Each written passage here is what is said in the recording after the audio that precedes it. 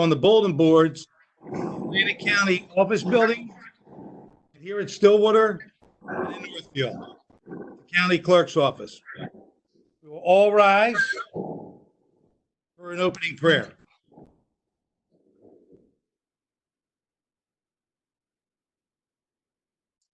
Forgot to tell them. Take this moment to have a moment of silence for Jim McGreary and Carol Tomasella. Please, a moment of silence. Ernest is done.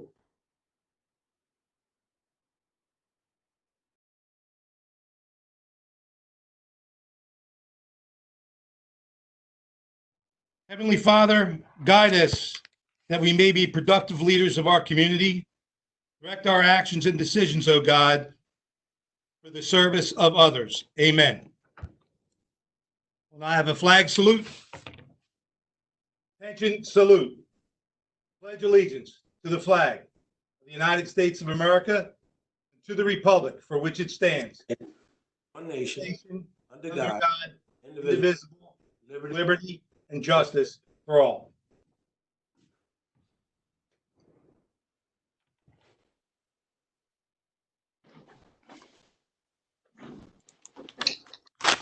Roll call, please. Bennett, Here. Bertino, here. Corsi, Present. Days, Here. Patrick, Here. Gatto, Here. Kern, Here. Risley, Here. and Formica. Here. Freeholders, we've all been provided with a copy of our minutes from March the 3rd. If we had a chance to review them and were present, any additions, corrections, or comments now? If not, I'll take a motion. Motion. So moved. Second. Call the roll, please. Bennett, Yes. Bertino, Yes. Corsi, Yes. Days, Abstain. Fitzpatrick, Yes. Gatto, Yes. Kern, Yes. Risley, Yes. and Formica. Yes. Go on to bond ordinances. Bond ordinance 1. Bond ordinance providing for various 2020 capital improvements by and in the County of Atlantic, State of New Jersey, appropriating $23,947,000 therefore, and authorizing the issuance of $22,749,000 bonds or notes to finance part of the cost thereof. First reading. Moved. Second. Moved and seconded. Ordinance in its first reading will not have any public comment, but will welcome public comment in 2 weeks at its second reading. Any freeholder comments? Seeing none, we'll call the roll. Bennett, Yes. Bertino, Yes. Corsi, Yes. First reading. Days, Yes. Fitzpatrick, Yes. Gatto, Yes. Kern, Yes. Risley,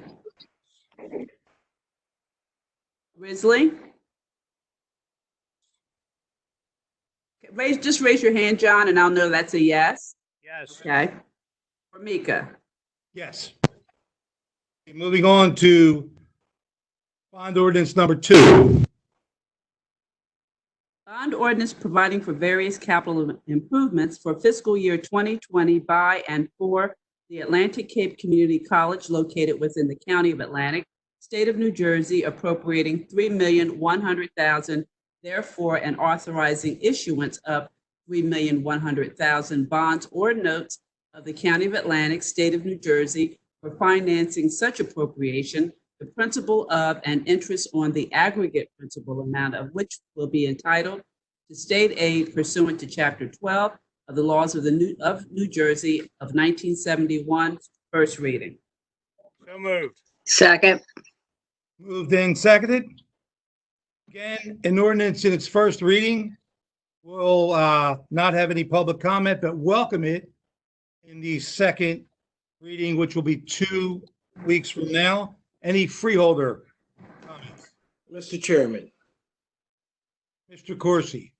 Let the record also reflect that the Board of School Estimates met today and we passed the Atlantic Cape Community College budget. And I believe it was unanimous. So noted. Freeholder, as I was there. Any other Freeholder comments?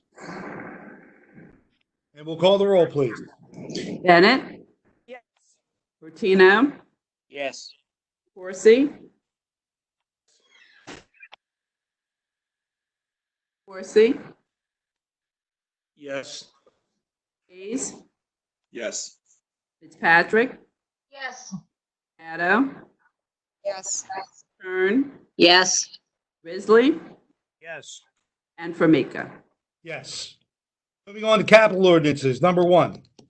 Capital ordinance providing for various capital improvements and equipment in and for the County of Atlantic, State of New Jersey, and appropriating $3,605,500 from the Capital Improvements Fund to pay for the cost thereof.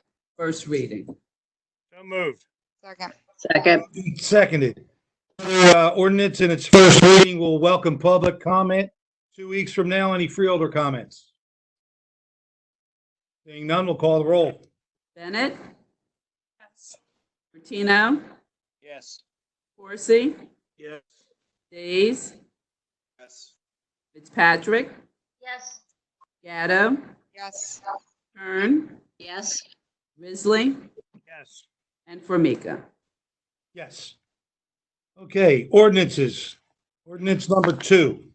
An ordinance to vacate and abandon clear site triangle covenants and restrictions concerning the Weekstown Community Church located along Pleasant Mills Road at Block 6401, Lot 26 in Mullica Township. Final readings.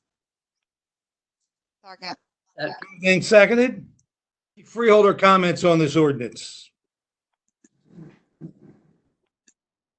Okay, seeing, we're asking for Freeholder comments first so that we can allow the public to look at it and have a chance to ask for comments. Any public input on this ordinance? None. None. There Okay, is none, Chairman. thank you. All right, we'll call the roll. Bennett, Yes. Bertino, Yes. Corsi, Yes. Days, Yes. Fitzpatrick, Yes. Gatto, Yes. Kern, yes, Risley, Yes. and Formica. Yes. Moving on to resolutions. 176. Grant application and acceptance from the Local Efficiency Achievement Program, County Coordinator Fellowship Grant to be used for the hiring of a fellow to identify and advance shared service opportunities. Funded amount $50,000.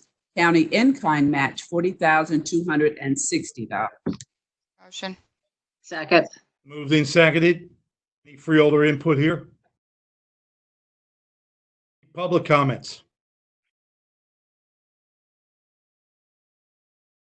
No public comments. Okay, we'll call the roll, please. Bennett, Yes. Bertino, Yes. Corsi, Yes. Days, Yes. Fitzpatrick, Yes.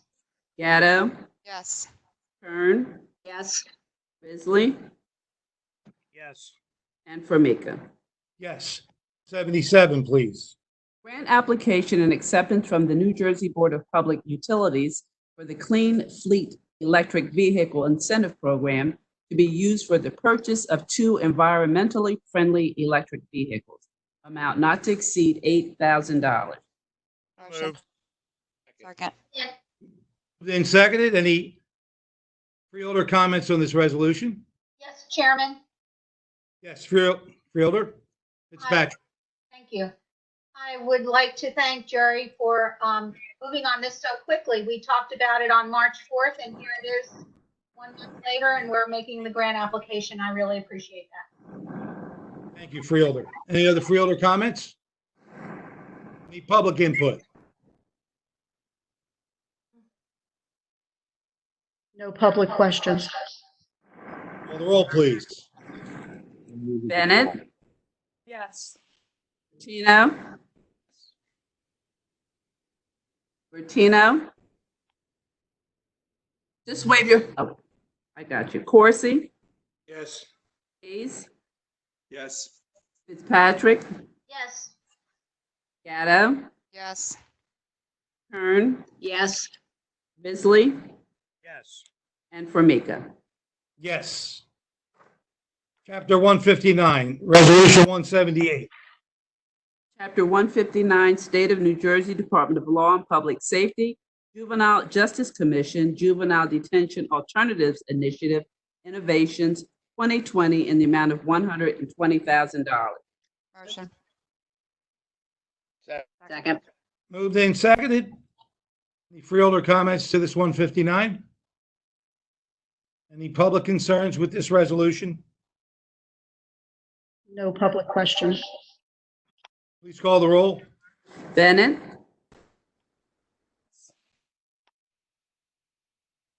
Bertino, Yes. Corsi, Yes.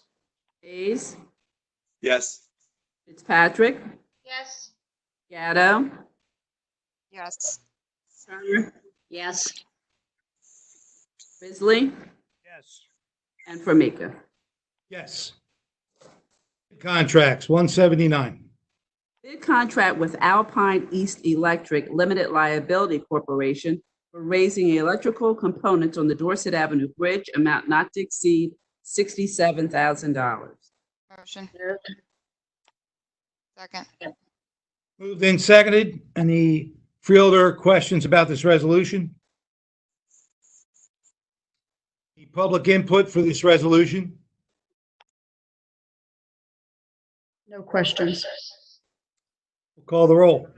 Bennett, Yes. Bertino, Yes. Corsi, Yes. Hayes, Yes. Fitzpatrick, Yes. Gatto, Yes. Kern, Yes. Bisley, Yes. and Formica. Yes. Change orders, 180. Change order number one, contract with Ferriazzi Concrete Company for the widening of Jimmy Leeds Road, County Route 561, Section 3 in the Township of Galloway. Net increase, $204,484.76. Moved. Second. Moved and seconded. Any freeholder questions on this change order? Chairman, Freeholder Corsi. through you to Jerry, perhaps, or to Bonnie. It seems to be a very healthy change order for a little over $200,000. I know, Tom, sometime when you bid on these jobs, is unforeseen circumstances. We're almost up to $4 million, Jimmy Leach Road. I would hope this is the last change order. How far they're towards completion of Jimmy Leach Road? And I don't have the information in front of me, but can Jerry explain to me why is it $200,000 worth of change orders at this time? I can explain, but I've asked John and or the engineer. John was going to be on. I don't know if he's there or not. I mean, I can go through that, but did you?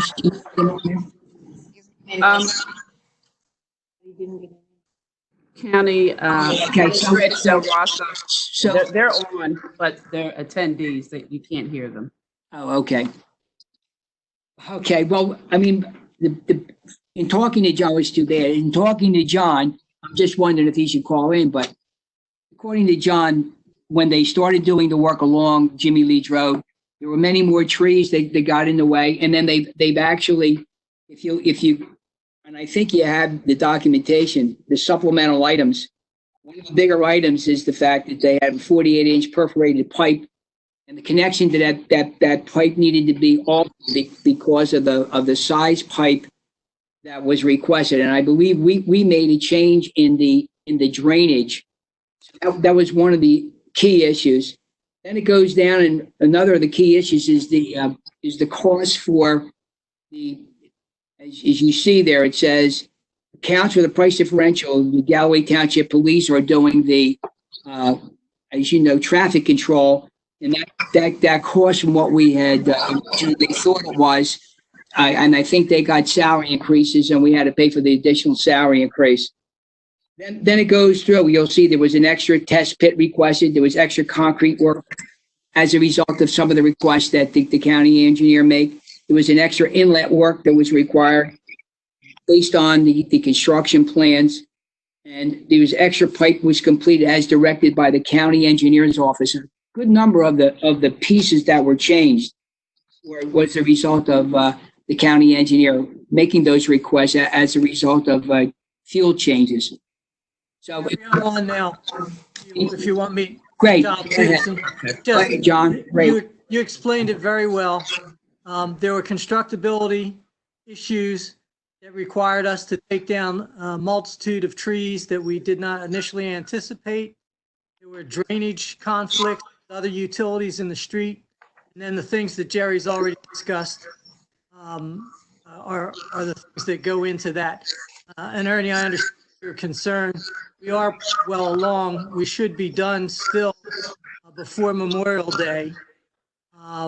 The percentage look at it is not that big on a $4 million project. And it is not the only change order. As you know, when the project is done, there's likely to be a final change order that will accommodate any additional work or any work that was not necessary. And the adjustments will be made, including things like the asphalt price differential and those things that we don't control. That may be in our favor with the cost of oil going down. But I see Mark's on too, but I don't think he's a panelist. Thank you for whoever unmuted me. I think maybe I'm on. Can you hear me now? Yes. Yes, the total change is 5.2%, Ernie. And Jerry did describe pretty much what was happening. I can get into further detail with regard to the conflicts that we had with utilities and or conflicts that we had with trees. Actually, a lot of the tree removal, additional tree removal was due to the size of the excavator that we needed to put in 36 and 48-inch pipe to the depths that they had to go for the storm drainage. It wasn't anticipated that a track hoe that size would be necessary, but we had to actually remove trees in order to swing the hoe around. So that was a piece of it, and as you can see in the change order, that was a somewhat significant number. And there was one area in which in the survey work, we hadn't picked up the amount of large trees that had to be removed, and so that was an extra as well. So, but I'll be willing to answer any specific questions. The utility conflicts had to do with near the hospital. Once again, there were underground Verizon lines that were not identified. We had to reroute the storm sewer. So it was redesigned and additional cost. Jerry, or John, or Mark, listen, I'm almost compelled to support this change order. However, I think that when they bidded this job, I don't want to beat a dead horse to death, but when they bidded this job, they didn't know that they had to take additional trees out, additional drain pipes. So that tells me, in my opinion, I'm not a professional, they didn't look at the job very carefully. Probably wanted to come in as the lowest bidder. And at the end of the day, I've always said the lowest bidder is not always the most responsible bidder. So as you indicated, it will be some more change orders going forward, but $200,000 to remove some trees, put some new piping in the ground. It seems a little high. I will admit that Jimmy Lee's Road is looking good. It's past due for repavement, et cetera. But we've got to be very careful when folks come in with the lowest bid and wind up being the highest bidder at the end of the day. That's been my pet peeve. It's been a concern of mine going back for years. I'm going to support it. It's the right thing to do. I just caution you that we do a little better job in them. I'd rather for them to come in the beginning to say this may have to come out, we may have to add this at the beginning, or still trying to get us in the middle of the project or at the end of the project and come in with a higher change, becomes more expensive than it is. Comment, I'm going to support it, believe it or not, but I.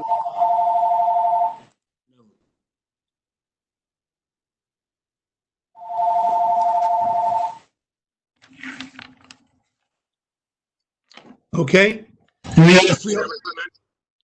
Any other Freeholder comments? Yes, Mr. Chairman.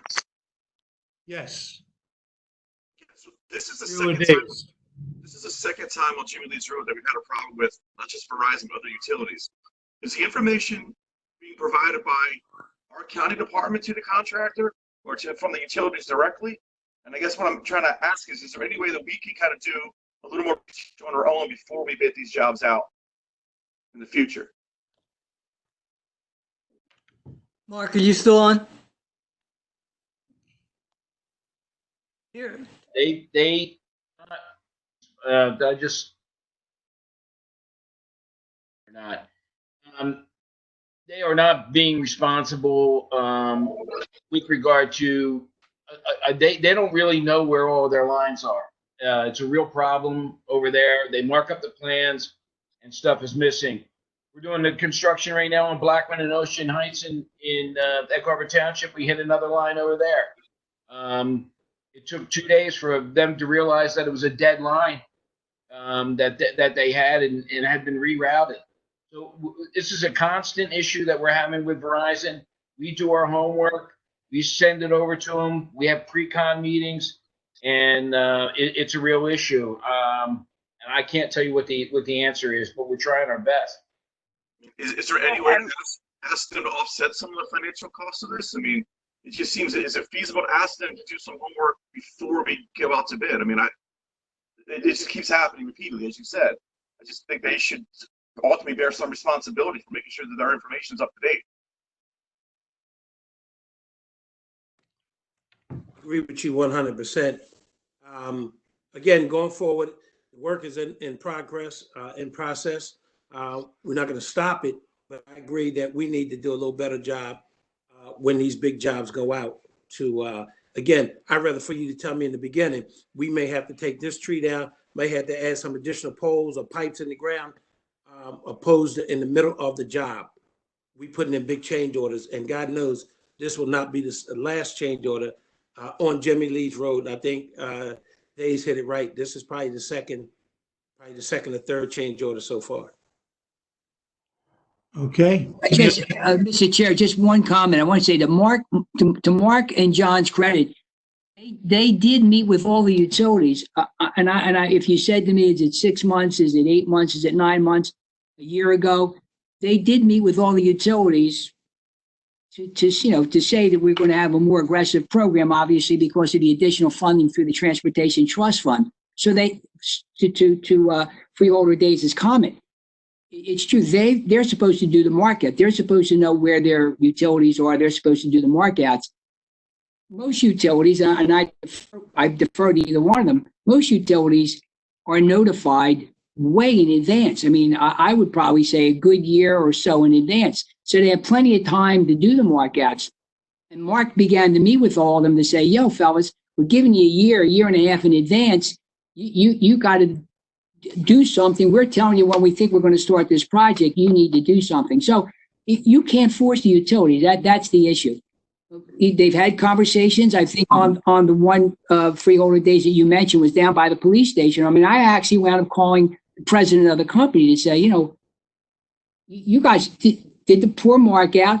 Fortunately, we didn't go through the conduit at that place, but they told me, John and Mark both told me, had we gone through that line, meaning the contractor, we'd have taken out the entire hospital. So I'm only saying to you, they've done everything they can do. I'm not sure exactly what we can do again, but maybe the next time Verizon's on a job, we need to give them more heads up, more than a year and a half. I'm not sure, but that's what they've been doing. So, Chairman, let me be clear, Jerry. Jerry, I would agree with you wholeheartedly. I'm not even blaming Mark nor John. I just think that going forward, we got to do a little bit better job. And I think Jerry you hit the nail on the head. These utility companies have to do a better job. And I guess we don't put the pressure on them to pay some of the bill. They figure they just wait. And if it's a mess up, they put it on us. And then, God forbid, if the whole hospital would have went out, of course, they would have pointed the finger to the whole Atlantic County. Okay, thank you, Freeholder. Any other comments? Agree with everybody here. We had a situation where a couple years ago, the new Walmart there, we had a conduit line, a collection line for drainage. It cost us $1.5 million. It had nothing to do with us. So, I mean, it's difficult to do, but I'm agreeing with the suggestions that say that the utilities certainly should have to know when we go into a job, if their markouts are wrong, there has to be some consequence. Maybe we can make that legal. I agree with Rich on that. Okay. All right. Chairman, before you move on that, so are you suggesting in the coming weeks and months that our legal department come up with some language that would notify these utility companies that if they choose not to do an accurate markout, that they will be held to pay some of the costs? I certainly believe that should be a discussion. Definitely. They get to go to Road and Bridges and come back with a recommendation. Okay. All right. Do we have public input here? Anyone in the public wish to speak? No questions. Okay. Any final Freeholder thoughts? Call the roll. Bennett, Yes. Bertino, Yes. Horsey, Hayes' recommendation, yes. Days, Fitzpatrick, Yes. Gatto, Yes. Kern, Yes. Isley, Yes. and Formica. Yes. 181. Lease agreement with Egg Harbor Leasing Limited Liability Corporation to occupy 4,159 square feet of office space located at 6821 Black Horse Pike, Egg Harbor Township, for a child advocacy center, amount not to exceed $502,225. Motion. Moved and seconded. Okay. Any Freeholder comments here? Chairman, Freeholder Gatto? yeah, just want to remind the board and the public, we've been talking about this for a long time. I'm glad to see it continuing to move forward. Our prosecutor's office resource, Raymond Royster, has done a great job pursuing this, and this is primarily funded through grant funding through the state, where we are just the approvers of that grant money coming in to make the center happen. So I just wanted to remind everybody this is a grant-funded option. And then you pop there. Thank you, Freeholder. Mr. Chairman, I want to echo that. However, I did call Jerry about it. Jerry, go by to look at this facility. It is the old building across from, I believe, it's Spencer's. I went there the other day. They were doing some cleanup out there. A very nice size facility.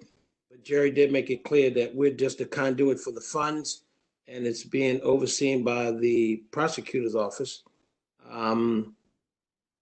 Nice looking facility. Thank you, Freeholder. Any other Freeholder comments? Anyone in the public wish to comment here? No questions. Call the roll, please. Bennett, Yes. Bertino, Yes. Horsey, Yes. Days, Yes. Fitzpatrick, Yes. Gatto, Yes. Kern, Yes. Risley, Yes. and Formica. Yes. 182. Extraordinary unspecifiable services contract with TAG Consulting Group Corporation to establish an indirect cost allocation plan, amount not to exceed $9,000. Second. Moved and seconded. Freeholder comment? Any public input? No questions. Call the roll, please. Bennett? Was that yes, Ashley? Okay. Bertino, Yes. Horsey, Yes. Days, Yes. Fitzpatrick, Yes. Gatto, Yes. Kern, Yes. Risley, Yes. and Formica. Yes. 183. Governmental Services Agreement with the Atlantic County Workforce Development Board and the Atlantic Cape Community College for an incumbent worker training program for medical assistance, amount not to exceed $30,170. Motion. Move. Second. Moved and seconded. Freeholder comments, please. Any public input? None. Please call the roll. Bennett? Yes. Bertino? Yes. Corsi? Yes. Hayes? Yes. Fitzpatrick? Yes. Gatto? Yes. Kern? Yes. Risley? Yes. And Formica. Yes. 184. Memorandum of Understanding with the Atlantic County Workforce Development Board and Atlantic County One Stop Partners for the Atlantic County Workforce Development Board One Stop Partners Agreement. Second. Moved and seconded. Freeholder comments. Public input. None. Call the roll, please. Bennett? Yes. Bertino? Yes. Corsi? Is that yes, Freeholder? Yes. Okay. Days? Yes. Fitzpatrick? Yes. Gatto? Yes. Kern? Yes. Risley? Yes. And Formica. Yes. 185. Emergency contract with BioReference Laboratories Incorporated to furnish test kits and test results to be utilized for COVID-19 testing at the proposed Atlantic County Drive-Up Test Site, amount not to exceed $100,000. Move. Move. Second. Moved and seconded. Input here. Mr. Chairman, Freeholder Risley. thank you. Obviously, we're all going to support this today. No question about that. But going forward, I would like to propose that we pass a resolution to this extent today. It would authorize the county executive to expend whatever monies are needed to be able to sign all contracts for the battle of COVID-19 without freeholder approval, and to have this agreement extend for 6 months to give the county executive and his team the flexibility to be able to make decisions on the spot for the betterment of all the Atlantic County residents. So I think we should adopt this type of resolution. Thank you. Thank you, Freeholder. Any further comments on that?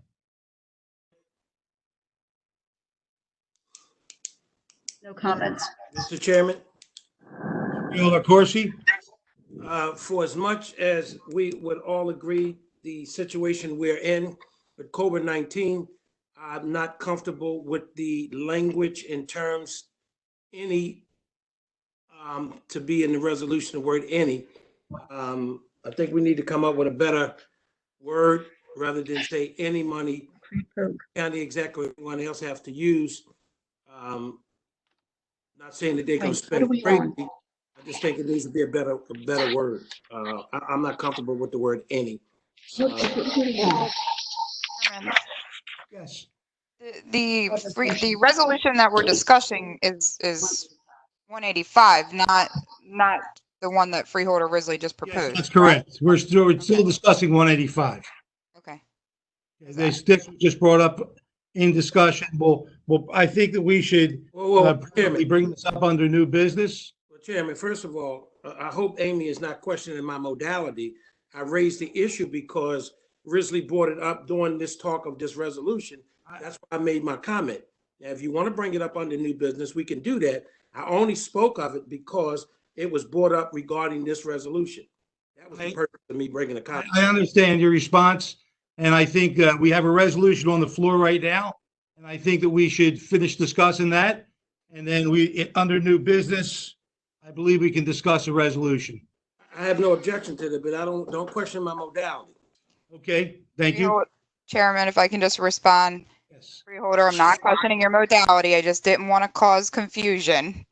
And I wanted to make sure that the public and the panelists were tracking on the same path. Because I agree with your comment, by the way, but I didn't want to have any additional confusion.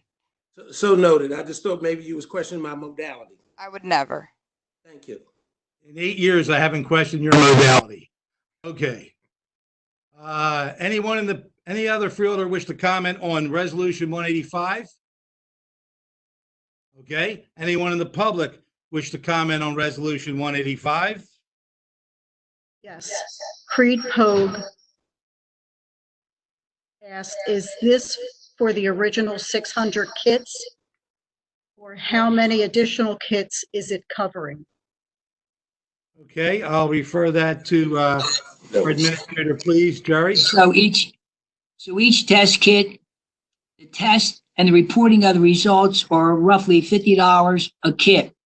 So we put $100,000 in, and the first series of kits we get, will be the $50 times the 600.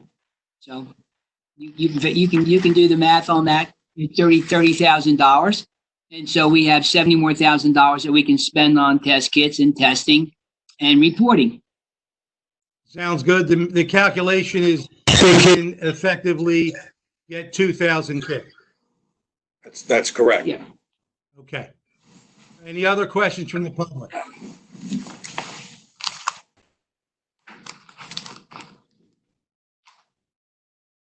No additional questions.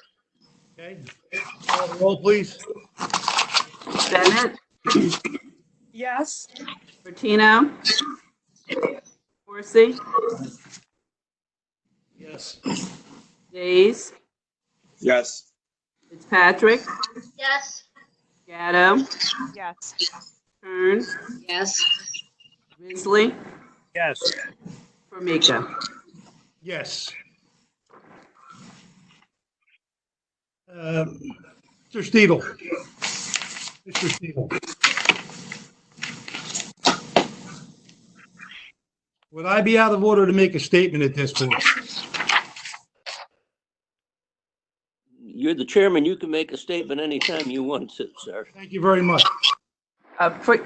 Chairman Formica, before you make that statement, Mr. Pogue, part of the public, has another question. Do you want to make your statement first or hear Mr. I'd like to Pogue's make my question? statement first. Thank you very much. You're welcome. It's fair to say that from the beginning of this COVID-19 virus disaster in Atlantic County, that this administration and this freeholder board have at least been on the cutting edge of concern and desire to do the right things for the citizens of Atlantic County. The process to action has been difficult at best for us. From the beginning, the CDC, the governor's office staff, we've tried to follow directives and mandates that finally led us to fending for ourselves. Everyone on this freeholder board and this administration has been accosted with accusations, criticisms, suggestions on how to do things better. And emotions and feelings were and are stressed. Once Trenton told us that we were on our own, we went into action. We reached out for medical supply companies. First thing we needed was PPE. Half of them are scams, couldn't fulfill. We had the state approve our site, and we acquired our PPE. We coordinated the site to be open with Atlantic Care, first responders, and potential volunteers. And on Thursday, we're going to have our first run of first responders, and on Monday, it'll be open to the public that needs it. So our Atlantic County team should be acknowledged. And I say this with all sincerity. Executive Levinson, Vince Jones, Mike Fedorko, Pat Diamond, I understand, is on 3 hours sleep. Jerry Del Rosso, probably less than that. Atlantic Care, and this freeholder board It's been on the front lines of all the constituent needs, need to be acknowledged. And I just wanted to acknowledge that. Thank you. Mr. Chairman, I would agree with you wholeheartedly. As you know, and we all know that this is a very serious situation. We would just hope that other people would take it as serious as we are. It is no time for finger pointing and name callings. But what it is that we understand that safety should be our number one concern at this point in time. And that I couldn't agree with you more. This is not a me thing, it's a we thing. When we all are part of what's going on, whether it's the county level, the city level. Frank, I get two bites at the apple at this.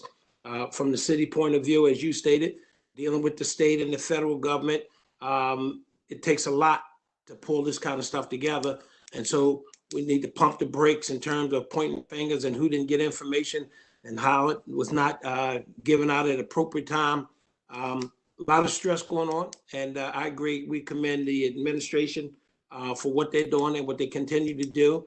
And I'm sure my colleagues on this board has received a number of calls and comments about what's going on in and around Atlantic County. And I think we're doing the best we can to put that information out. And we cannot thank enough Linda Gilmore. She does her very best late at night, early in the morning, making sure that the freeholders are updated on the number of cases in Atlantic County and even in municipalities. And so, Frank, I couldn't agree with you more. Thank you, Freeholder. Any other Freeholder comments?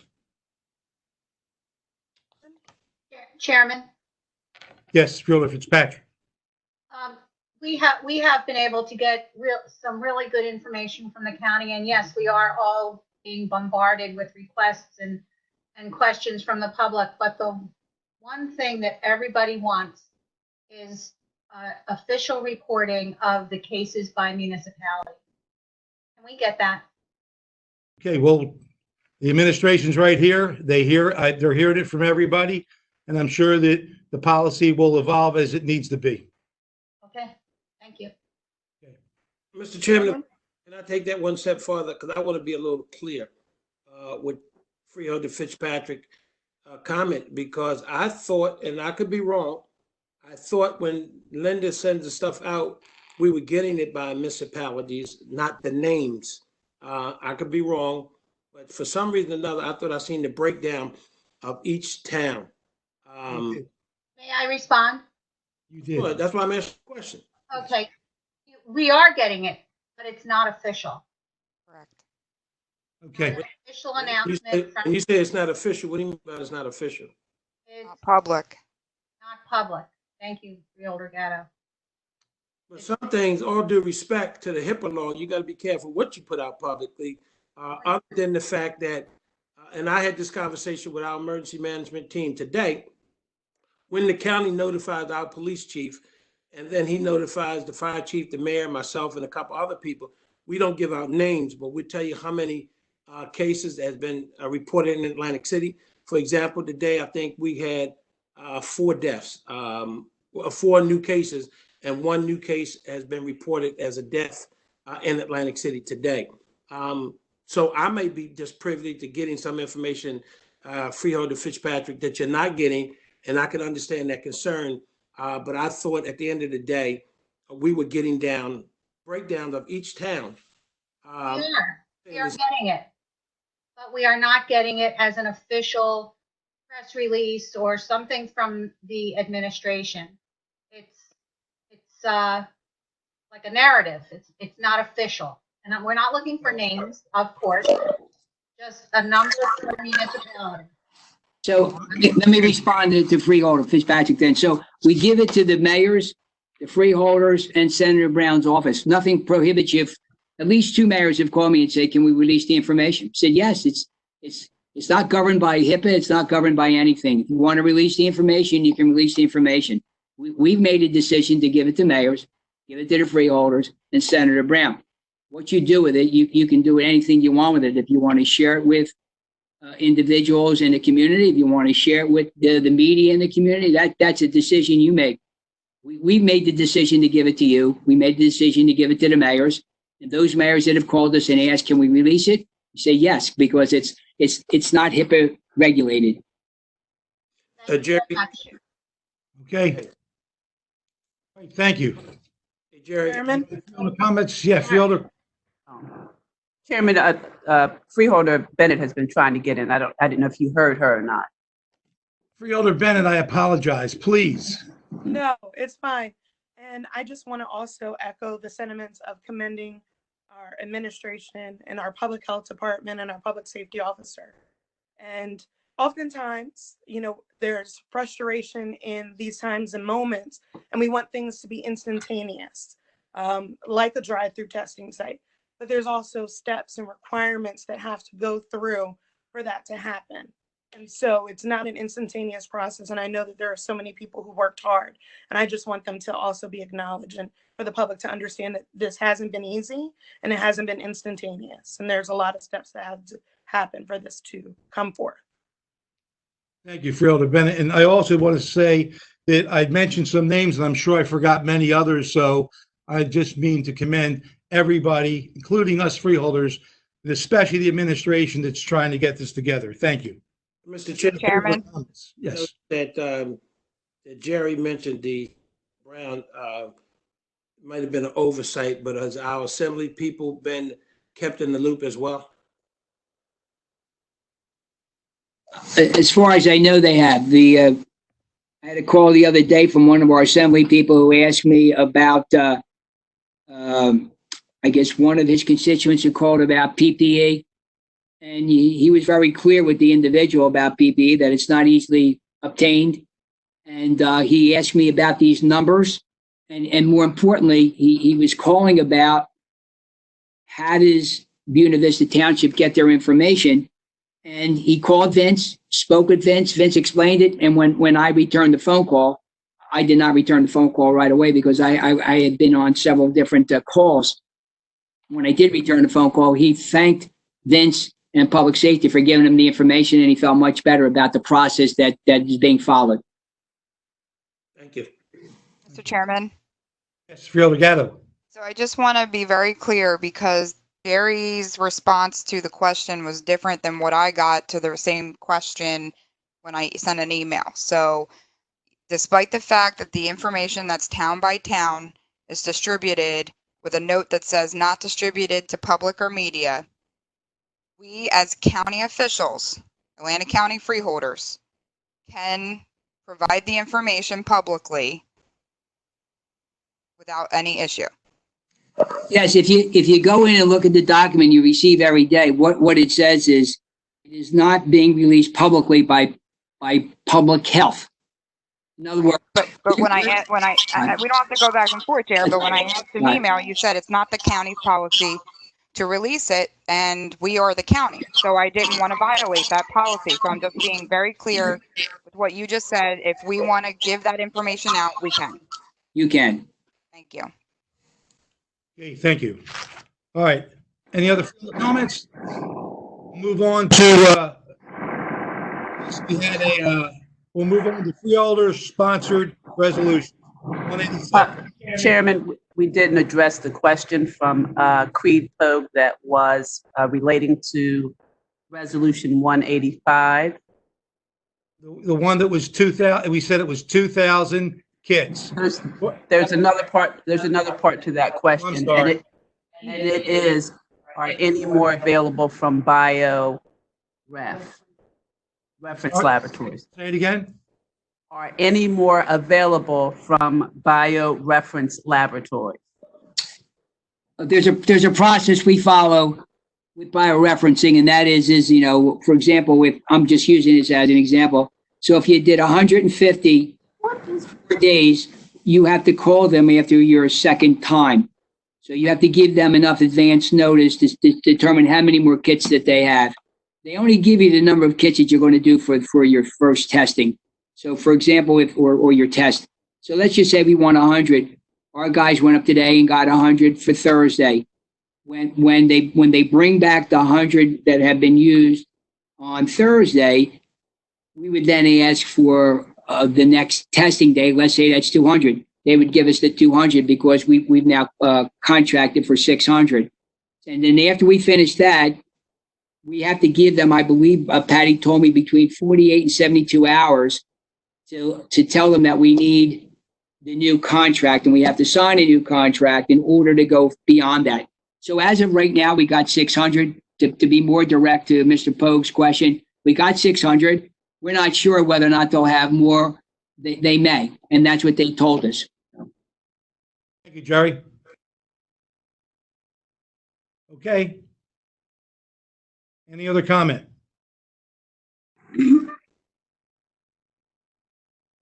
Just Creed said thank you. Okay, tell them you're welcome. All right, moving on to freeholder-sponsored resolutions, 186. Resolution in support of Assembly Bill 3841, which extends the state income tax and corporate business tax to match any extension of the federal government's tax filing deadline. Sponsor Maureen Kern, pending governor's signature. Motion. Second. Moved and seconded. Freeholder Kern, you have the floor. Yeah, I just wanted to make a statement that the state assembly has fast-tracked a host of bills aimed at alleviating the economic impact the coronavirus outbreak could have on businesses as well as individuals across New Jersey. At one point, there were 21 bills, or maybe even many more by this time. Bill 3841 enacts a tax holiday for income and corporate business taxes. This is allowing more time to file and can help many of those who need to go into tax services in person. So as well as giving flexibility to some owners who may face disruption in their business. So that is that one.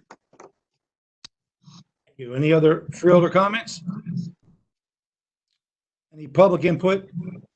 Mr. Chairman, if I can go back to Aaron's comments regarding Resolution 186.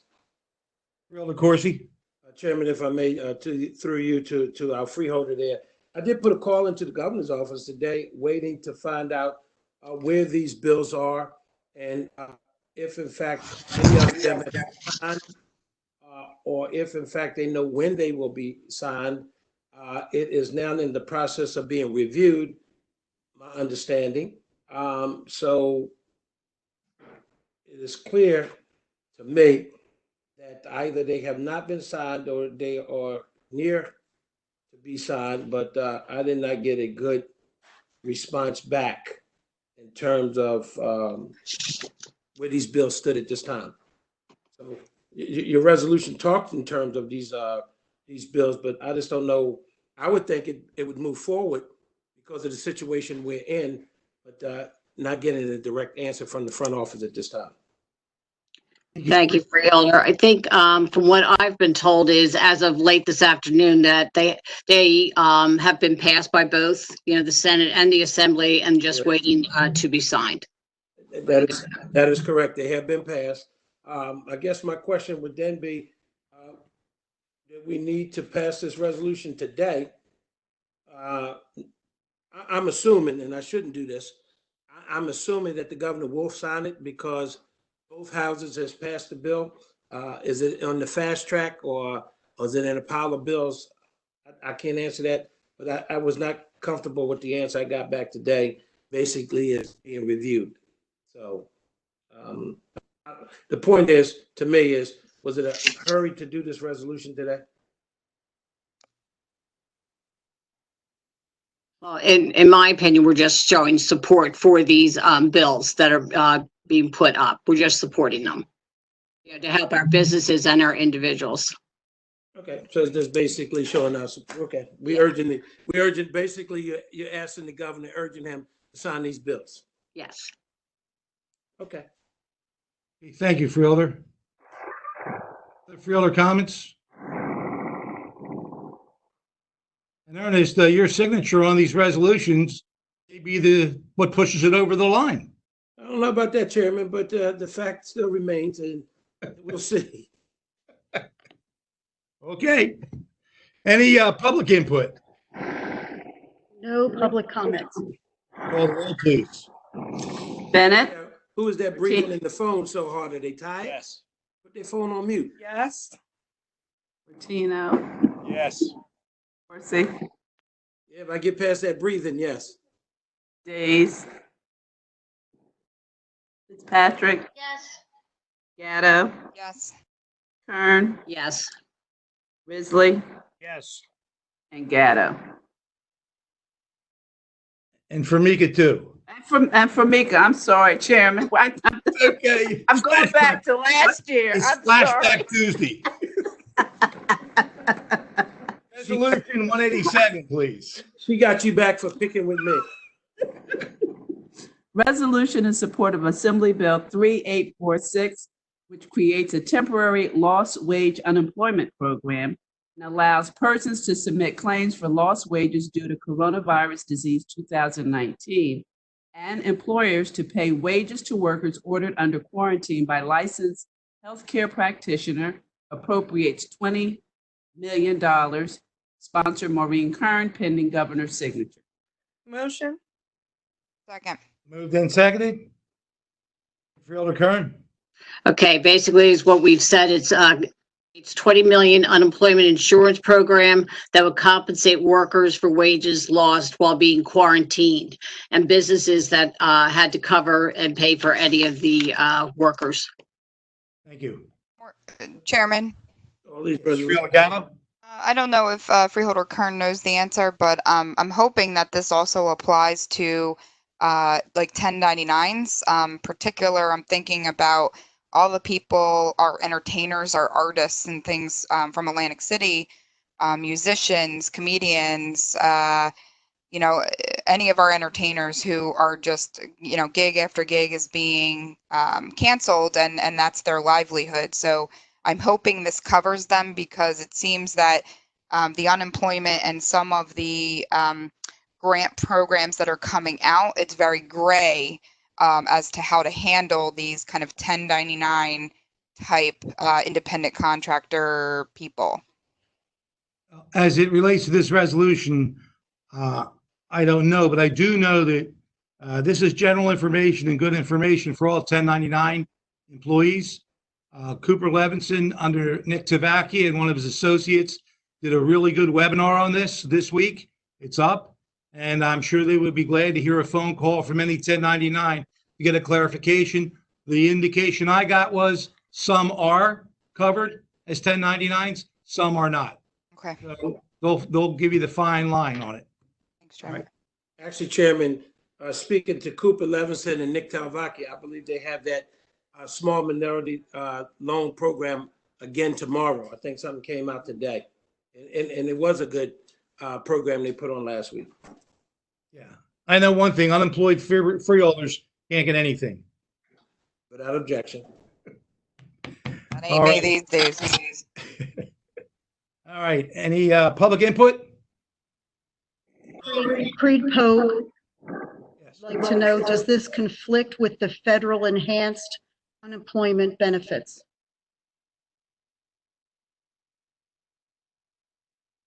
I am sure that if our legislators that represent Atlantic County are pushing this through, that they've looked through the conflicts that may exist, but that is a question I don't think anybody on this board could answer.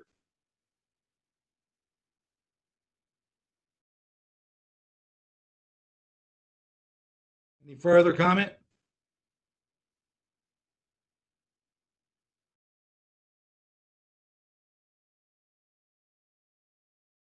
Call the roll. Bennett,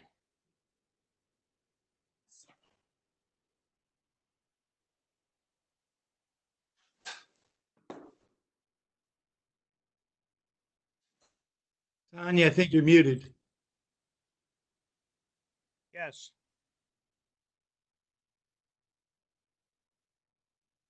Yes. Bertino, okay. Yes. Corsi, Yes.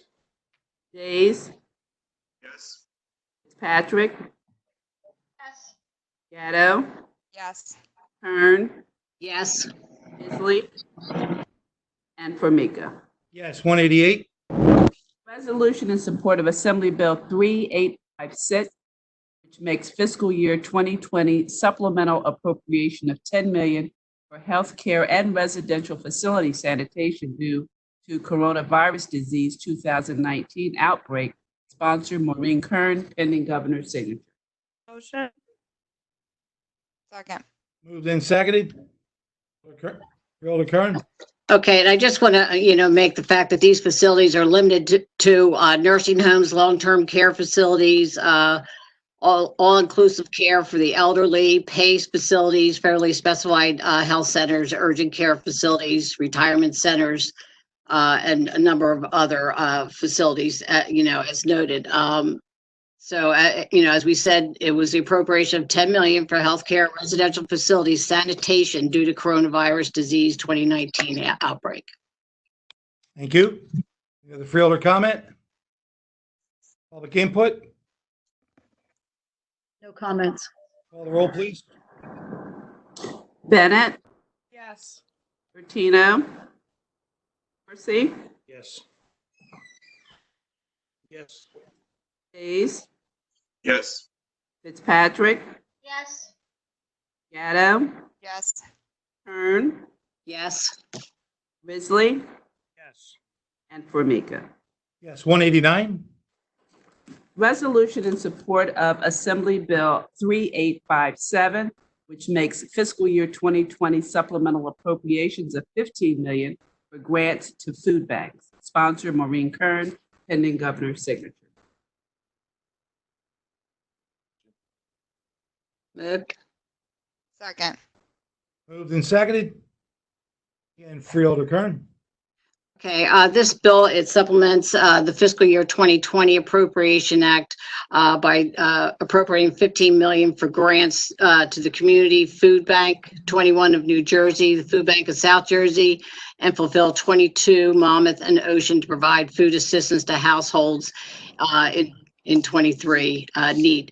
I just want to also, make the comment that these are all bipartisan bills, and I thank the Assembly and the Senate for all their hard work that they're putting into this. They're spending endless hours coming up with, these bills to support our community. Thank you. Any other Freeholder comments? Public input? No comment. Call the roll, please. Bennett, Yes. Bertino, Yes. Dorsey, Yes. Days, Yes. Fitzpatrick, Yes. Gatto, Yes. Kern, Yes. Risley, Yes. and Formica. Yes, that brings us to the end of our agenda. Is there anything of special committees the board which would like to report today at our meeting?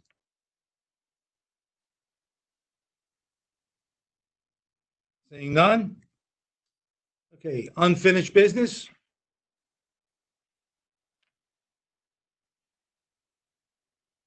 Today, we've asked Mike Fedorko, our public safety director, and Pat Diamond, head of health, they've been hanging in here all meeting.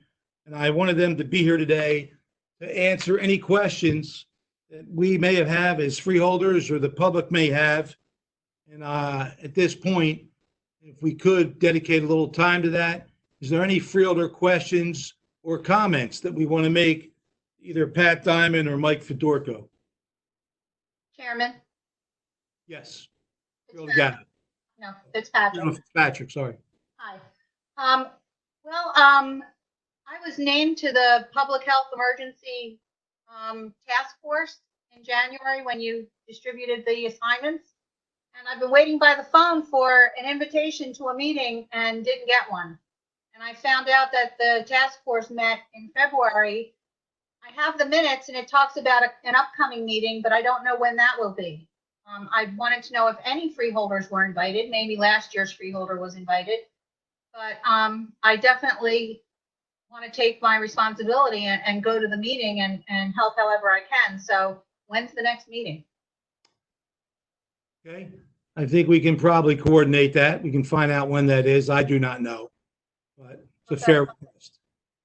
But Ms. Diamond and Mike are on that task force, right? Pat Diamond is on it. It's been on it for a number of years. Okay, we work with the freeholder that also selected by committee or however to chair that board or chair it. We do meet, but we also meet when we need to. And as in Ebola, as in Zika, we convene a meeting based on the circumstances.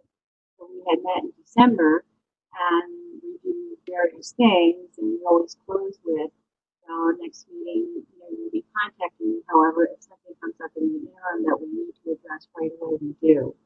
And once the coronavirus situation was to the extent where we were receiving individuals that were arriving from China and needed to monitor it, we wanted to work with our healthcare partners and fellow qualified health centers and schools to make them aware of the process. And we set an agenda and say meeting as quickly as possible to the date when that started, which was February 12th. The agenda was put together and the meeting was convened. Can you hear me? Very difficult. I'm so sorry. This is my first time. Okay. I tend to speak low. Can you hear me now? That's much better. I'm so sorry. Okay. So as far as when the next one is scheduled, you certainly will be invited, but right now there has nothing been scheduled. We're working closely with our partners really throughout this whole event, keeping in close contact with them.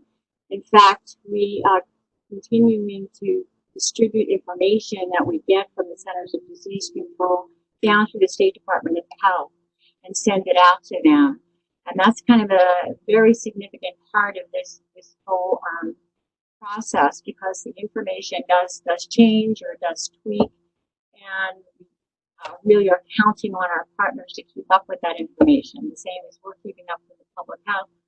We expect healthcare facilities to keep up with it, healthcare providers. So we're in constant communication with them.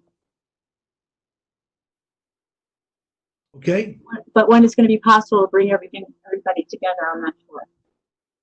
Okay, possibly a meeting like this. Freeholder, Chairman. Yes.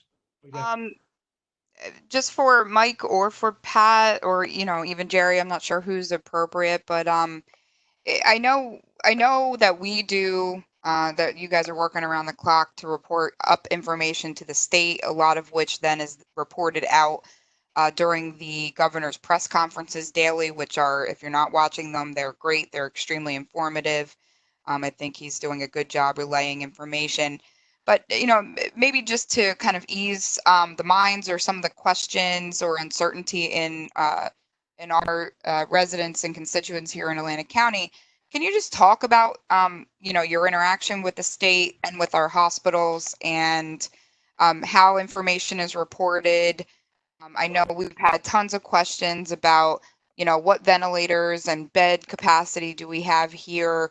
I often wonder if any of our things are getting shifted up to North Jersey because that's where the greatest need is right now. So I just wonder if we could share kind of what is your day-to-day process in terms of, managing what's here in Atlantic County and preparing for what's coming to here in Atlantic County, and then shifting that information upward and working with our state and federal partners. Well, we continue from a public health perspective. Okay, public health mission is to prevent disease, to be protective of the public health, and we receive transmissions of cases of coronavirus electronically, and that is received, put into the system via laboratories, via hospitals, and we act on those positive cases. We contact the individual if we can. Sometimes they're hospitalized, or sometimes they're too ill, but we make contact with them or family member, and we determine who their contacts were, so that we get an idea of those individuals who we need to contact and determine their exposure. And based on exposure, they need to either self-isolate if they themselves are symptomatic, or if they are asymptomatic as far as that they have to quarantine. So we're constantly doing that. And those reports are just picking up tremendously. And what they show is testing that's done. The testing will come up and it'll be negative, or it'll be report under investigation, or it'll be confirmed. And all that information is gathered continuously. And then it's reviewed within the system to determine what is actually a case, a negative case. It could be a report under investigation, maybe the result is pending. But we act on the positive cases. And what we do again is we go through the process of contact tracing.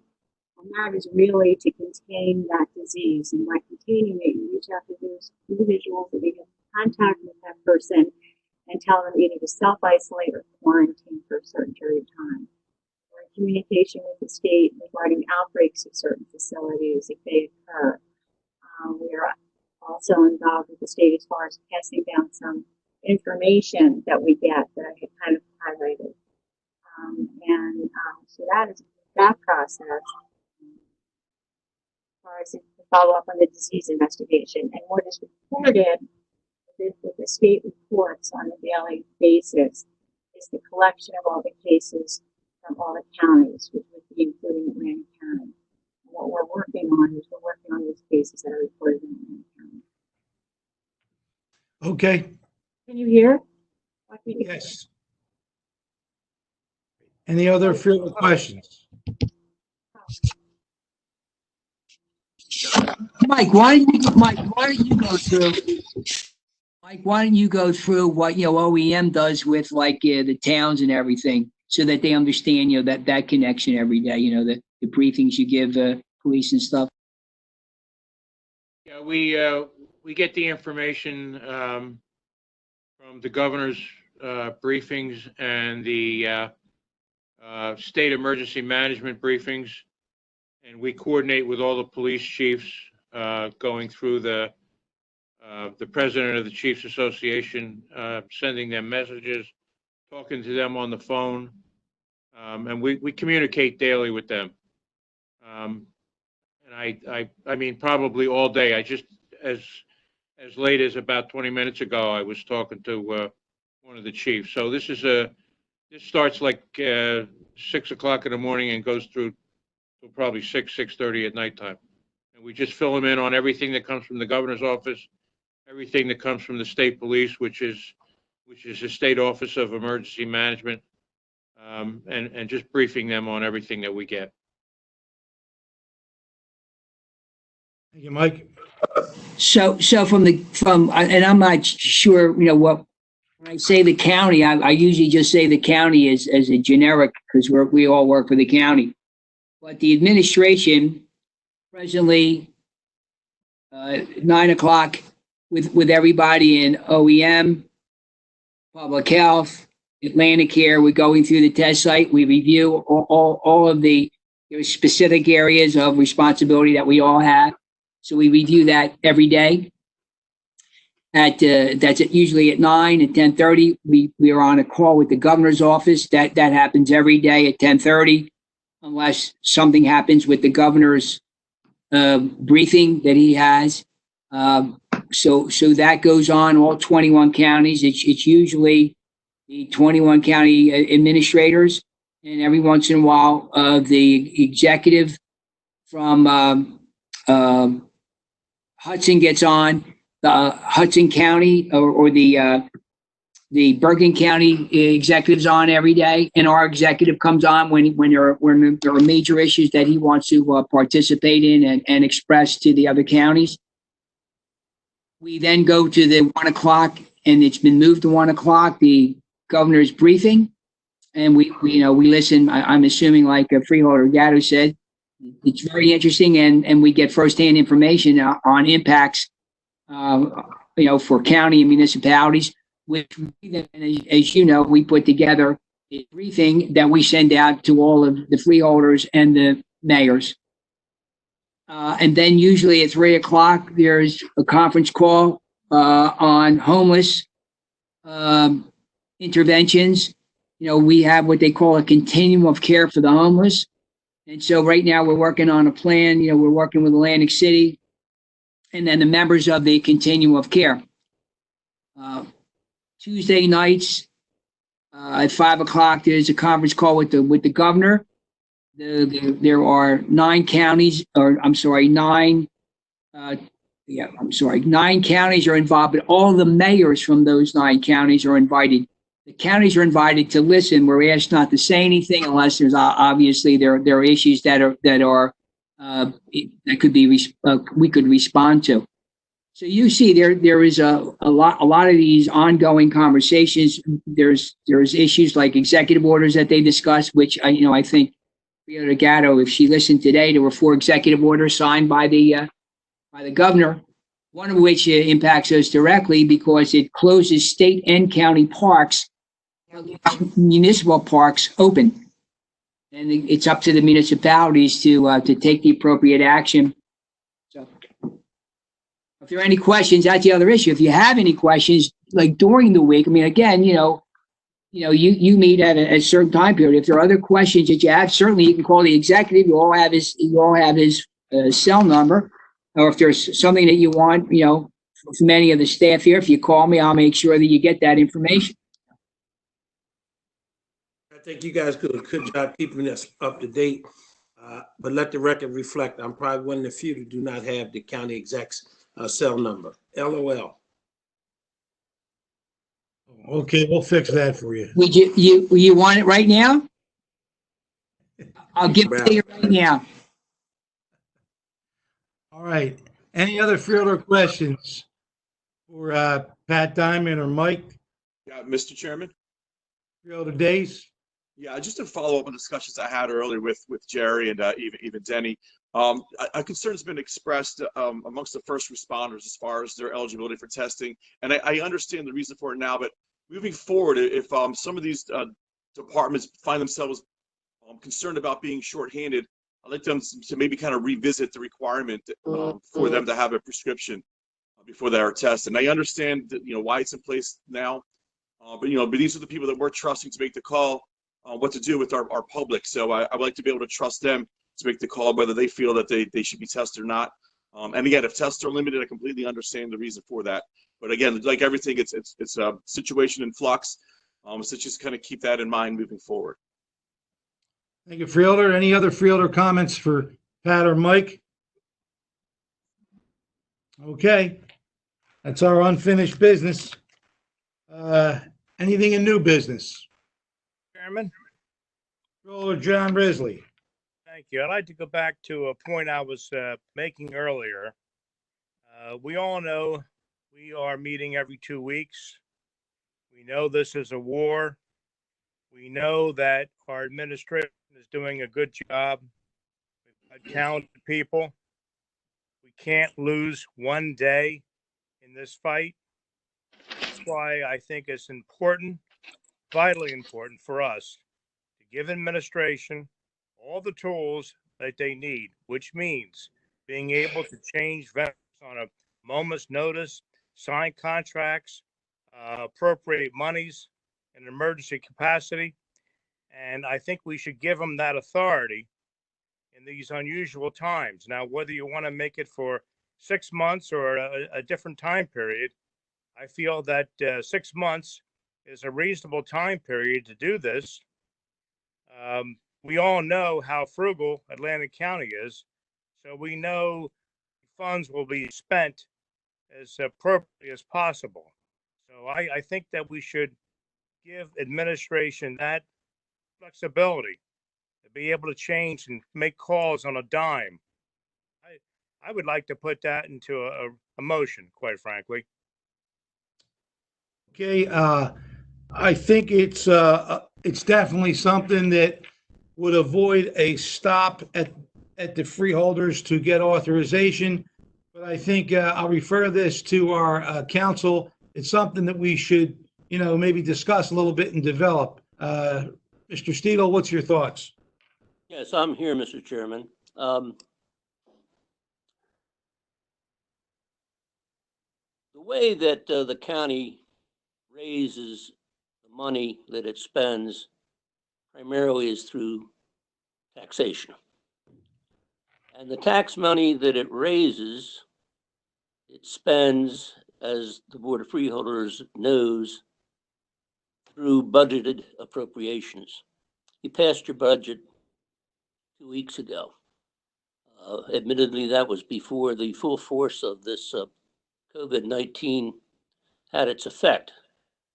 But you may remember too that when you sign or when you vote on any resolution where county money is being spent, I'm not talking about state money or monies where it's generating an actual revenue generating resolution, but when you're spending county money, you'll recall that there is a clause in each of those resolutions where the money is certified in an amount that is specified in the resolution and in a purpose that is specified in the resolution.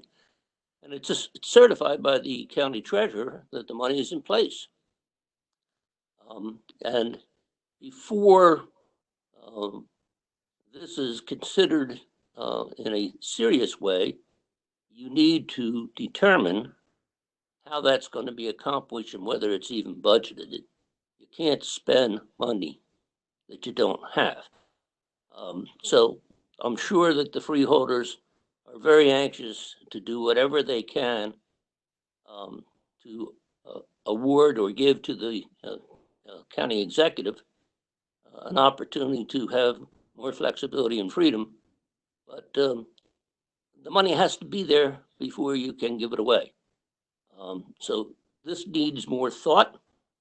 You need to confer with your budget specialists in the county and in the administration to determine what it is you want to award by such a resolution, define the purposes, and come up with some money.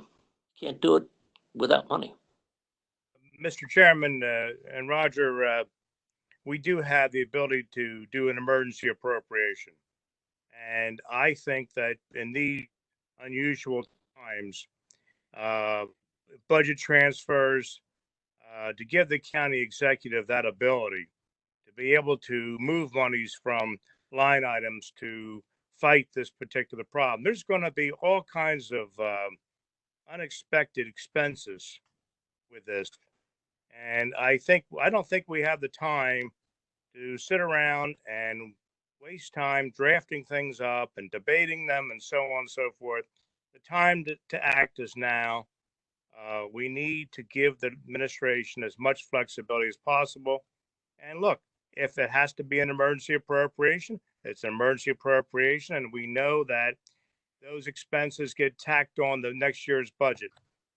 But I see this as a war. I see people dying. This is unusual times. Chairman. Yes, Fielder. If I may, to Freeholder Risley, can I suggest that we at least talk about this in Budget Administration Subcommittee? And, perhaps we talk about, I mean, number one, I don't know if there's been a situation where county administration has needed something approved and wasn't able to get it approved timely because something like this isn't in place. So I'd like to know that answer. But number two, I think it's probably prudent of us to discuss putting aside a certain amount of money into some kind of a COVID-19 fund, that we define what that amount is, where are we pulling it from, and then we could possibly authorize from that fund for certain types of things for the administration to go ahead and spend those dollars. So I know you don't want to spend time drafting it. I understand we're in a war that we're fighting, but I also don't think it means we just, let the hens out from the hen's house. I think we have to do our due diligence, and that's our job as the check and balance arm to county administration. Mr. Chairman, Yeah. I just want to make a response. I think we've made the gesture. I think the idea is good. I think the urgency is there. In addition to going through our Budget Appropriations Committee and Subcommittee and looking at it, I think it would be prudent also to ask the administration if they feel like they need something and what it would be, so that we would have a coordinated effort. Mr. Chairman, if I may, let me just go back, as I stated early in the conversation.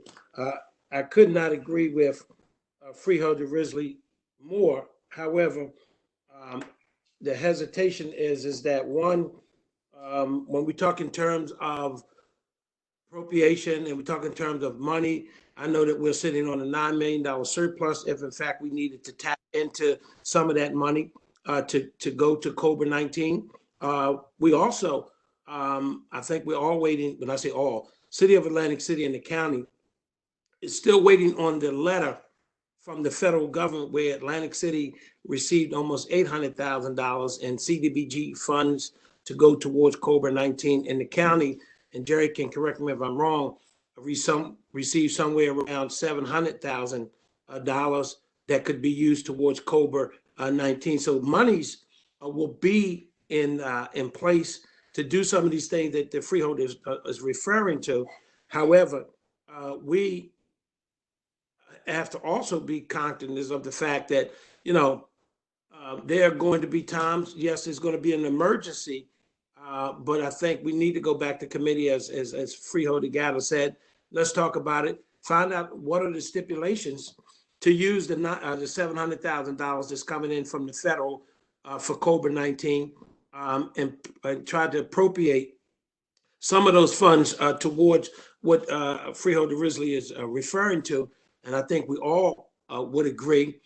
We don't want to be caught with our pants down. However, we have to understand too that as our solicitor, that's what he gets paid to advise us what we can and cannot do. And if the money is not there, we can't spend money that has not been appropriate to do so.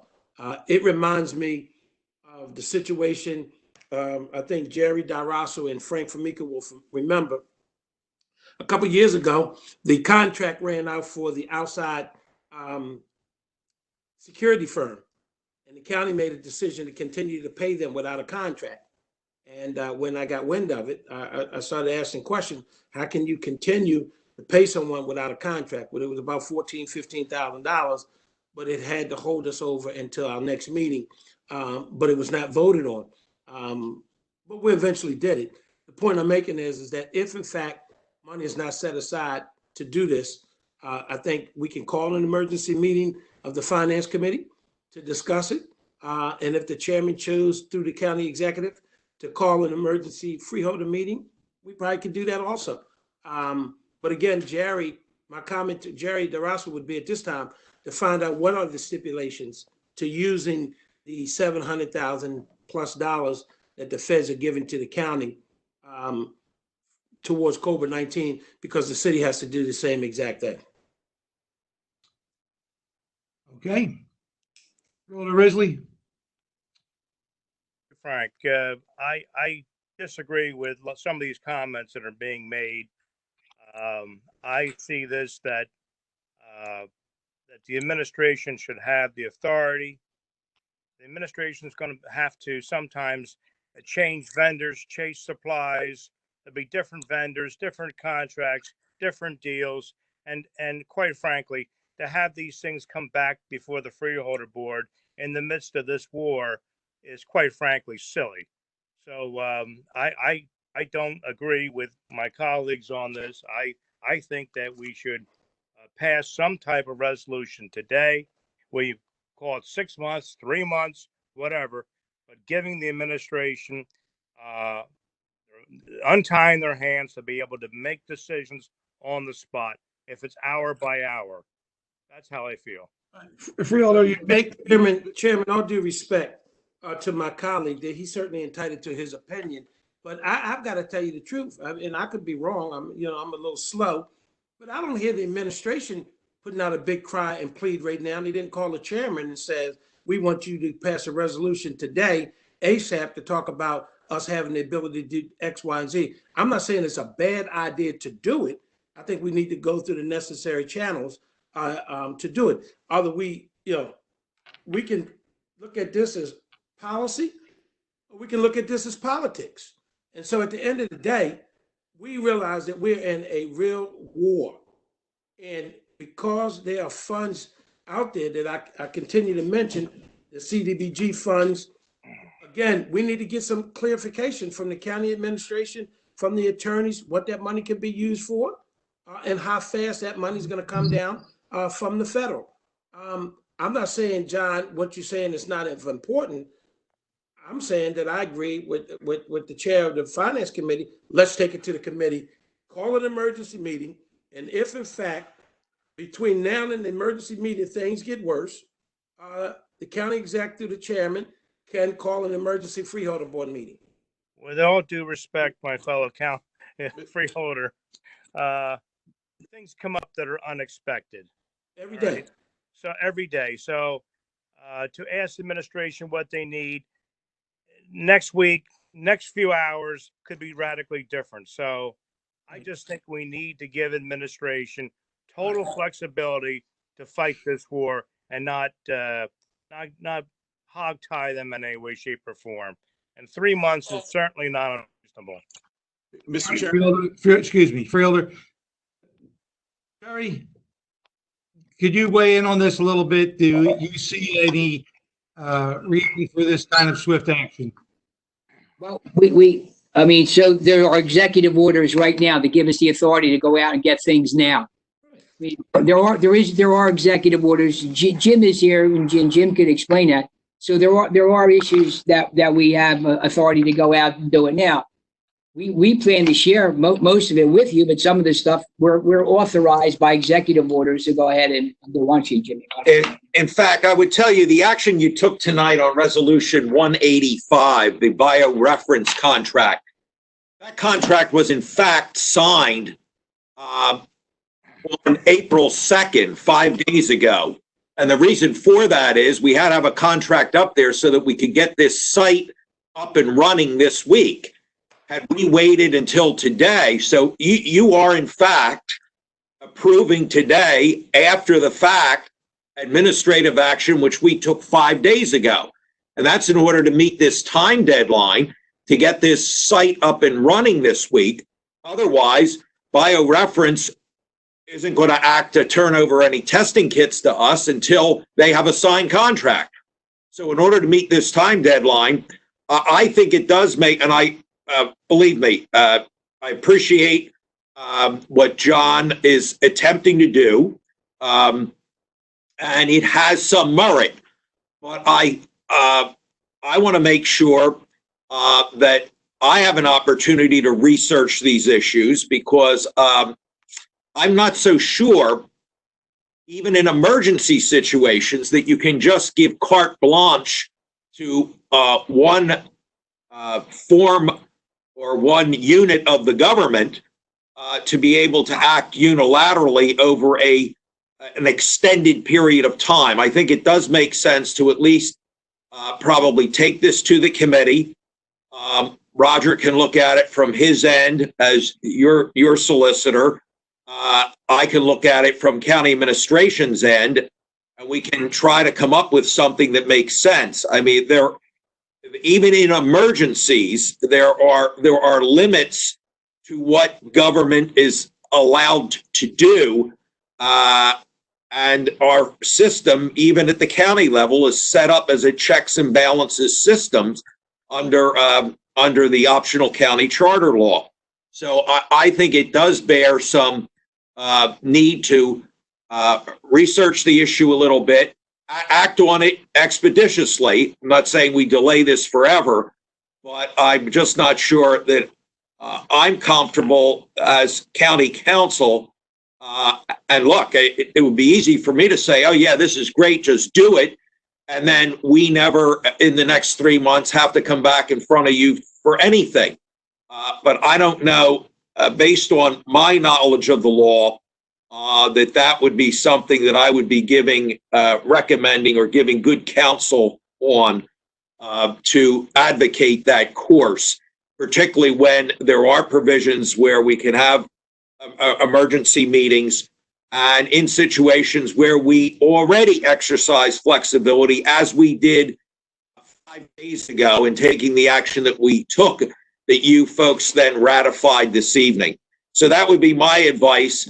Let's see if we can perhaps convene a committee meeting within the next couple of days and discuss this issue at further length. That's my opinion. Thank you, Jim. Okay. Freeholder Days. You know, what I'm trying to say earlier was that there was an executive order from the governor that covered a lot of this. You're pretty garbled there, Rich. You're pretty garbled. It would have been executive order 103. I knew the governor did cover some of this. I do want to thank Governor Risley for making sure that we have, we're able to fight this with all of availability, all of resources available to us to protect our citizens. But specifically, was it executive order 103 that built some of this? I mean, does Bonnie or Jerry or It does. It is unfortunate. You know that. I mean, that's what he's doing. there was an executive order that covered this, correct? Yeah. There was. But I don't, the executive orders that came down, both the one that the county executive signed back on March 16th gives us certain flexibility, but it still doesn't completely abrogate the need for there to be cooperation and approval from the Freeholder Board as the legislative branch. That's all I'm saying. Just like the governor in some of his executive orders does certain things, and yet in certain areas has to go back in front of the legislature to get all these amendments to the assembly, all these various bills that the assembly and the Senate passed. The reason for that is because there are certain things under statute that the governor just can't unilaterally change and make up a new law. He's got to go back to the legislative branch to get that law changed. And they've worked cooperatively, and they've done that. Example of that are the four assembly bills that are sitting on the governor's desk waiting for him to sign that were passed very recently, and which were alluded to in the resolutions that Maureen put forward. So that's all I'm saying. Look, we welcome the cooperation, and John, you and I have been friends a long time, and I appreciate the fact that you're being forward looking, but I just think that this needs a little bit of a look-see before we go down that route. Okay, thank you, Jim. Chairman, if I can, in summation on this, again, I don't think we're taking Freeholder Risley's remarks and comments lightly, but I have to throw this footnote in there. Mayor Small wanted to do an executive order the other day, for example, and just as we were about to release it, it was pulled back because one, the Attorney General and the governor's office had to sign off on it, and it was regarding the homeless, but the Attorney General made us pull it back. They changed some language, and so today, actually it was last night, we were given the green light. I mean, we wanted to do something right away, but because the Attorney General did not approve of it, we had to wait. And in this situation, as I believe it was Ferguson who said the county exec does have some authority in terms of executive orders that he can do. Not that we're trying to slow him down, because it benefits all of us here in the county moving forward. Point in cases is that come this week, Thursday, the testing center. That's a big thing in Atlantic County. The county had to wait until the state signed off on it. Just couldn't. They had to get authorization from the state of New Jersey in order for that testing site to go up. Even though the county has to pay for it, they still had to get approval from the state. And same thing in this situation. We need to go back, look at it, make the right decisions. And Mr. Chairman, I certainly urge our chairwoman of the Budget Committee to call an emergency meeting and review it. Thank you, Freeholder. Any other comments? Okay. Anything else in new business? Seeing none. We've all received written communications, correspondence. Don't wish to discuss correspondence at this point. Seeing none. Yes. I received a resolution passed by the Brigantine City Council just in reference to people coming down to visit their shore homes or thinking this is a vacation. And I just wanted to again just reinforce that it's not time, for them to come down to Atlantic County or to South Jersey for that matter, and take a look at our beaches. And I encourage them to try to get out and get as much fresh air as they can, but try to find a way to do it in your own neighborhoods.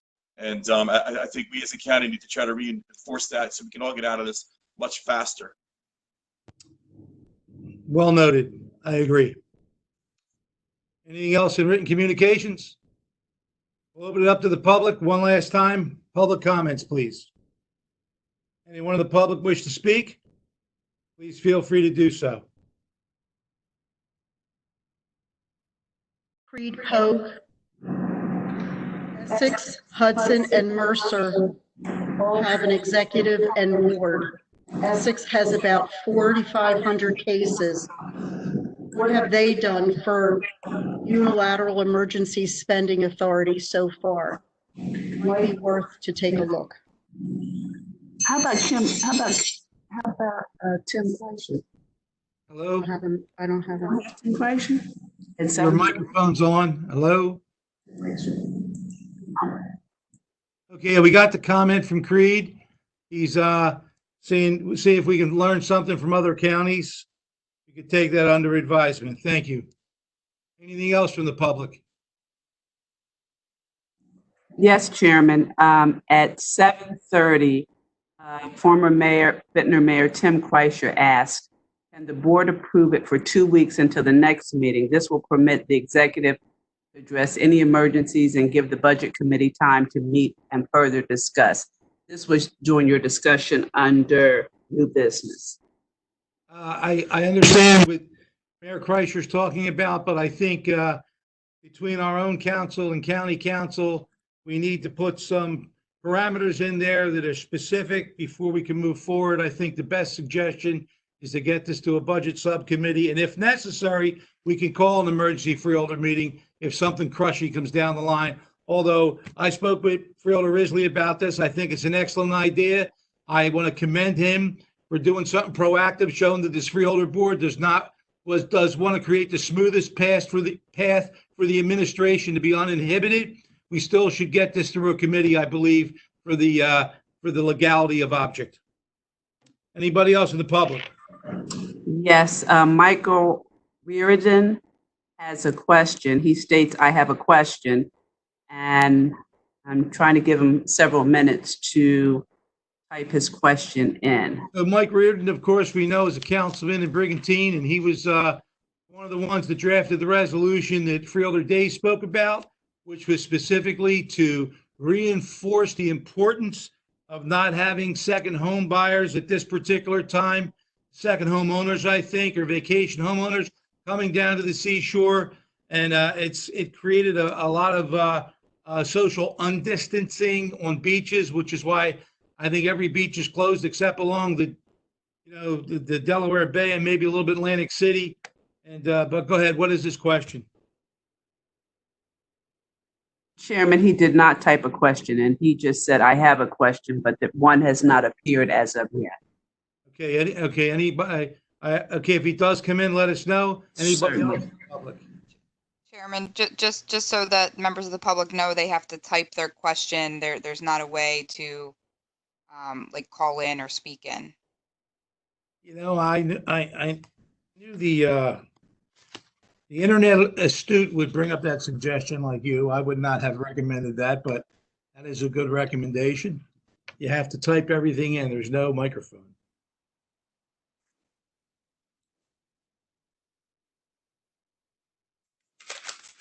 All right.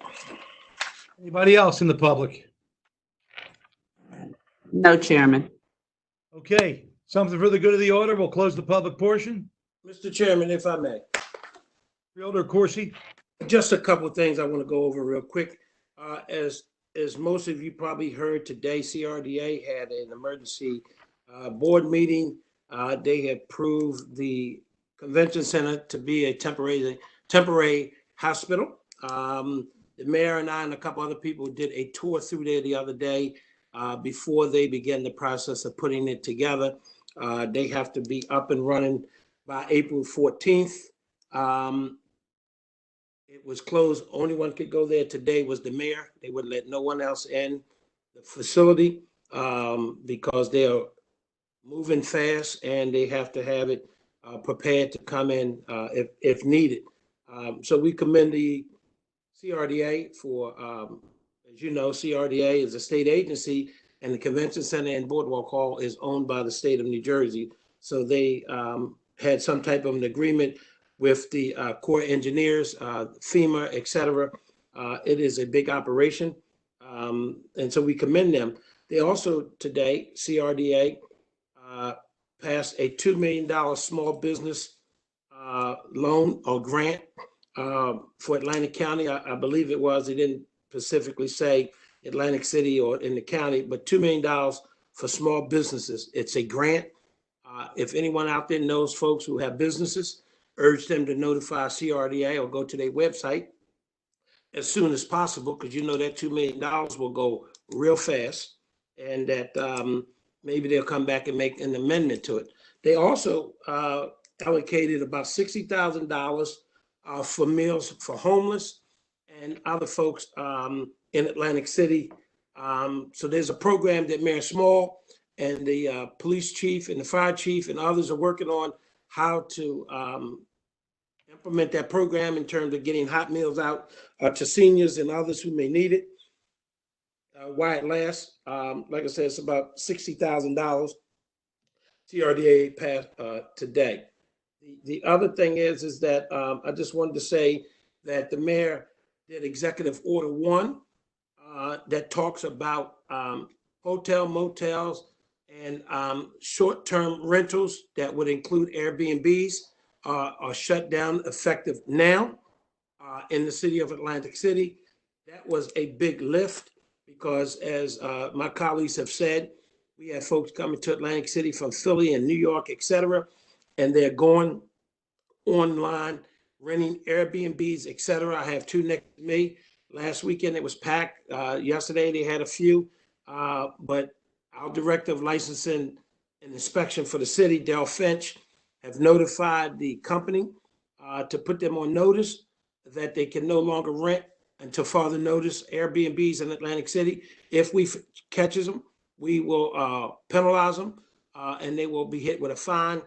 Hotels and motels are under that same order. They came down from the state of New Jersey yesterday. We implemented it today. We, at this point in Atlantic City, the beach and boardwalk is still open. We've had a couple of incidents on the boardwalk, perhaps at night, where folks were attempting to break in some stores. But the police department, through Chief White, have beefed up patrol. One of the biggest problems, I'm done with this, one of the biggest problems we're having in Atlantic City right now is the population of homeless all over entirely Atlantic Avenue, Arctic Avenue, because they have nowhere to go now. Casinos are closed, hotels are closed, and so they're just gathering around.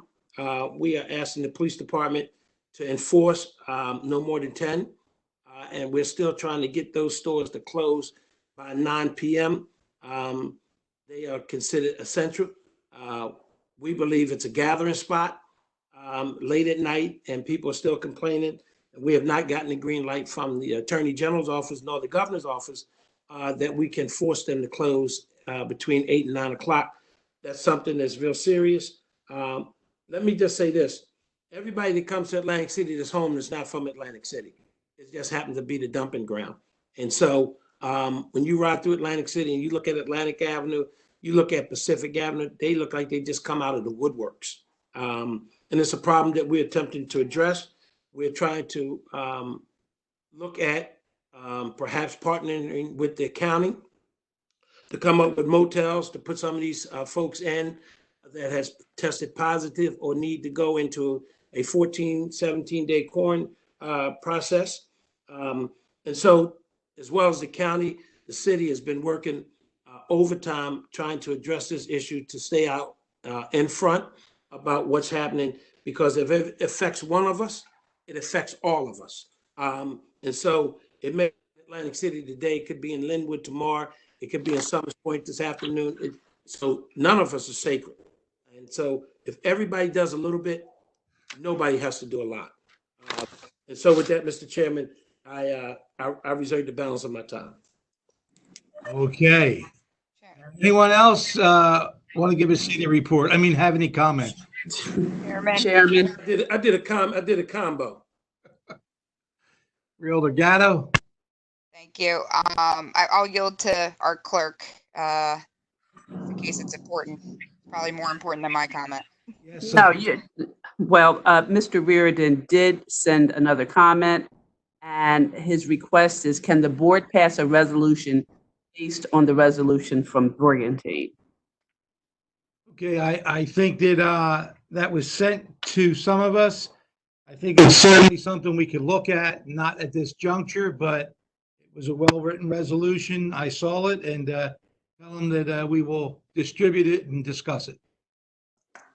Certainly. So, Chairman, to kind of follow up on Councilman Reardon's resolution, and then also the point that Freeholder Coursey made with regard to Airbnbs. Freeholder Kern and I were kind of discussing that resolution earlier in the week. I think we have a copy of Ventnor's, and I know the governor gave the authority to the counties today, I believe it was, to be able to mandate this across the county if we would like. So I'd like to maybe just bring both of those to the administrative subcommittee, since we will be meeting, potentially on an urgent basis this week, to take a look at each of those points, if the board's acceptable with that course of action. And then the other point I just want to make is, I suggested it via email, but I really think it would be important for us to send out some kind of letter to, or communication to, each of the mayors and the town clerks, making our WebEx, our Cisco WebEx technology available to each of the municipalities to use for their meetings and technological support. I know some of them have attempted to do various forms of virtual meetings, whether it's via conference call, live streaming, Zoom, etc. I do know that one encountered a situation where porn was being displayed. So I do think that's where the WebEx is of value, because we do have the panelist versus participant delineation and control. So I want to make a recommendation that we offer that up to the municipalities, and that we also send out lessons learned that our clerk, our wonderful clerk, has been kind of documenting in terms of, we have to go a little bit slower. We have to speak a little bit more slowly, muting, unmuting, doing test runs in advance of meetings, just various things that we've taken away, having done this now for our third meeting. I think we need to share those lessons learned with the towns and be a support to them as they attempt to continue, their public meetings through all of this. And I'm sure we're going to also start to see the rise of planning and zoning meetings potentially going virtual as well. So any support we can offer, I think we need to. Okay, it's certainly something worth looking into. And it does come with an expensive license, and I don't know how much of our IT we could lend. We could probably train here, but I did have a small discussion about it. I didn't want to say I saw your email, and certainly it's something we can look into as a help for sure. Anyone else for the good of the order? Chairman, Freeholder Bennett? I just wanted to reiterate that we keep our first responders, our healthcare workers, and essential staff in our thoughts as they're on the front lines, and this is continuing to get worse, and the hours are long. And so if we can just keep them in our thoughts, because this is quite a fight. I can't agree with you more. I think, as you can see, our first thought is with our first responders, and I think everybody in this county. I think this is a really good meeting because it's sort of like got a lot of our concerns out, but it shows that we are still a team here, and it's been hitting us from all sides. And I just think that our resolve is to be determined to keep fighting this until we beat it. So.